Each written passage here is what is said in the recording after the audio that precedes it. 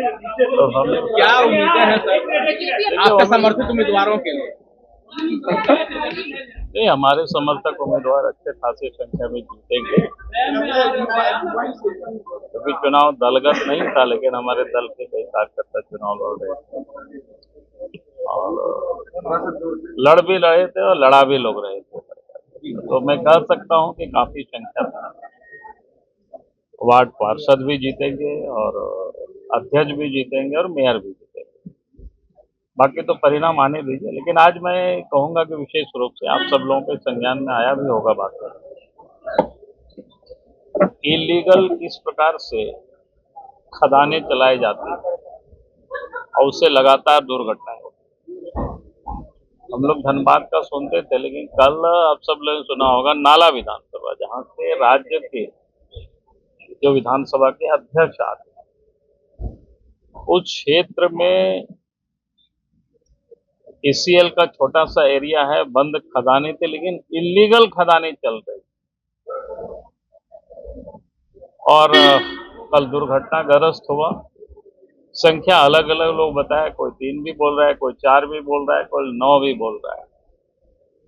लेकिन एक बात तो कुल मिलाकर के साफ है, वहां दुर्घटनाएं हुई और वहां जो इलीगल तरीके से जिनसे लोगों ने काम करवा रहे थे, लोगों की वहां मृत्यु हुई। मैंने इसलिए इस बात को कहा कि वो क्षेत्र विधानसभा के अध्यक्ष का क्षेत्र, अगर विधानसभा के अध्यक्ष के क्षेत्र में भी बंद पड़े हुए खदानों पर इलीगल कोयला का उत्खनन हो और दुर्घटना हो और इतनी बड़ी संख्या में लोग मर जाए, ये अफसोस होता है कि पता नहीं कि विधानसभा अध्यक्ष को इस बात की जानकारी थी या नहीं थी उस क्षेत्र में। ये तो विधानसभा अध्यक्ष ही बता पाएंगे। और इस प्रकार की कहीं भी अगर इलीगल होता है तो फिर उन्हें हमें रोकना चाहिए और जिन लोगों के द्वारा इलीगल उत्खनन कराया जाता था, उन लोगों की तुरंत तत्क्षण गिरफ्तारी होनी चाहिए और कार्रवाई होनी चाहिए, ताकि फिर कोई इस प्रकार की इलीगल उत्खनन की कोई लोग हिम्मत नहीं कर सकते। बहुत बहुत धन्यवाद। सर एक सवाल था सर, DGCA ने एयर एम्बुलेंस जो एजेंसी था उसको बंद कर दिया है, तो देखिए स्वाभाविक है कि इस प्रकार की घटना में तो होता ही है, लेकिन मैंने कई सवाल उठाया, आज तो अखबार में भी छपा, कल मैंने यही बोला था, सरकार को बतानी चाहिए, लेकिन सरकार ने बताया नहीं उस बात को कि भाई अगर 2023 से चल रहा था तो कितने लोग लाभान्वित हुए, कितने लोगों को सब्सिडी मिला, तो ये सारी चीजें, और उस एम्बुलेंस से यहाँ से कितने मरीज लोगों की दिल्ली या भिन्न भिन्न जगहों पर ट्रांसपोर्टिंग की गई है, उसकी भी जानकारी सरकार को बतानी चाहिए थी। लेकिन मुझे अफसोस हुआ, कांग्रेस के कुछ नेताओं ने हमारे बयान का ही और लोगों ने खंडन किया। होता ये, हमको ये लोग बताते, शायद हमें जानकारी नहीं हो, हम तो इधर उधर से जानकारी प्राप्त करते हैं, वो तो सरकार में है, उनको तो डिटेल बतानी चाहिए थी कि भाई 2023 से जो चल रहा है, इतनी लोग लाभान्वित हुए, इतनी लोगों को सब्सिडी मिला, इतनी लोगों की ढुलाई, ये नहीं बोला इन लोगों ने। ये लोग क्या किया कि भाई हमारी बातों को देखा तो उस पर कहा कि राजनीति कर रहे हैं। भाई हम क्या राजनीति करेंगे, तो हम जनता के लिए तो आवाज उठाएंगे ना।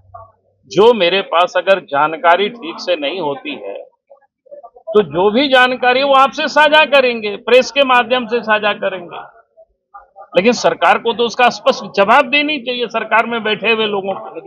लेकिन अभी तक कोई जवाब नहीं है, हम ही से पूछा जाता है। अभी आपसे पहले सुदीप प्रभु थे, उन्होंने कहा कि जिम्मेवारी केंद्र सरकार की है, क्योंकि DGCA तो केंद्र सरकार के। मैं क्या कह रहा हूँ, DGCA तो वो जांच करेगी। मैंने क्या कहा, 2023 से जो यहाँ चल रहा है, कितने लोगों को से लाभान्वित हुए, कितने मरीजों को भिन्न भिन्न स्थानों से यहाँ से ट्रांसपोर्टिंग की गई, कितनी सब्सिडी कितनी लोगों को प्राप्त हुई, सरकार को तो सूची प्रकाशित कर देनी चाहिए थी। लेकिन हम यहाँ वहां टालें, DGCA ने गड़बड़ किया है तो वो जांच होगी, पता चलेगा किस प्रकार से एम्बुलेंस चल रहा था। सवाल वो नहीं है, सवाल ये भी है, आपने देखा होगा कि उसी पेशेंट को कहा कि 60% जले हुए इसलिए हम नहीं ले जाएंगे। 30% को ही ले जाते हैं, यही ना आया है, अखबारों में भी आया है। भाई आप 30% को ले जाते हैं, लेकिन आपको पूरा फेयर उन्होंने दे दिया 8 लाख रुपया कितना, और इसके बाद आप लेके चले, ये क्या मतलब है साहब? तो इसीलिए आप जनता को बरगला रहे हैं, जनता को सामने आप झूठ परोस रहे हैं, और सवाल करने के बाद लोग कहते हैं कि आप राजनीति करते हैं, कभी केंद्र के ऊपर धक्के मार देते हैं। भाई आप काहे को यहां बैठे हुए हैं? अगर केंद्र के ऊपर ही सब कुछ मार देते हैं तो ऐसा नहीं चलता है भाई। सर नगर निकाय के चुनाव आज हैं सर, और 8 बजे सरकार के सब काम करते खुश है। एक बार आइए, कह रहे हैं कि मुंह में ताला लगा दिए हैं। किसने कहा कि मुंह में ताला लगा हुआ है भाई? शुरू के दिन ही सारे राज्य की प्रमुख मुद्दा को, जिन मुद्दों को लेकर के झारखंड मुक्ति मोर्चा झारखंड की राजनीति किया है, हमने उन मुद्दों को छुआ, उसका एक भी जवाब नहीं आया मुख्यमंत्री की ओर से। कोई प्रदर्शन नहीं हो रहा है। अब प्रदर्शन करेंगे हम लोग, प्रदर्शन करेंगे सर। विधायक आते अरे कोई नहीं आ रहा है। पर आना ही कोई विरोध नहीं।